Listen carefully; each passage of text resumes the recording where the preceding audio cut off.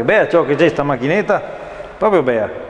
Sai quanti Gino, cosa fai qua che stiamo per chiudere? cosa che faccio? Sono una ricerca da mia moglie Maria, se qua 2 ore che giro, intanto mi guardavo qualche macchinetta, perché capi, belle macchinette qua, belle, molto belle. Ma guarda, a proposito delle belle macchinette, a te che è un figurin che ti sia fine del mondo, ma cosa mangi tu per essere così? Ma una dieta un po' variegata, un po' di tutto. Un po' di tutto? Sì. Guarda che roba, consuma tutto però, Pensa che mia Maria, io adesso, se mi guardo un tocco di prosciutto, a so ingrassare anch'io. Vabbè. A Maria mi ha detto che devo eliminare la pancetta superflua, e così mi so passare specche che devo eliminarla subito. Ma neanche qui io non posso, ti giuro.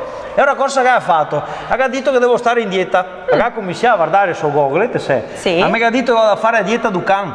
La dieta del can, ho detto, ma sei tomata? Ma fate a te la dieta del can. E ora ha detto che devo fare la dieta dissociata.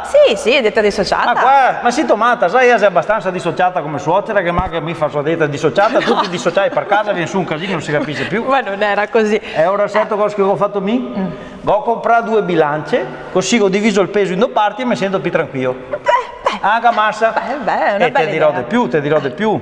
Adesso mi ho pensato che una dieta soia non mi basta, così che ne faccio 2, al manco mangio abbastanza.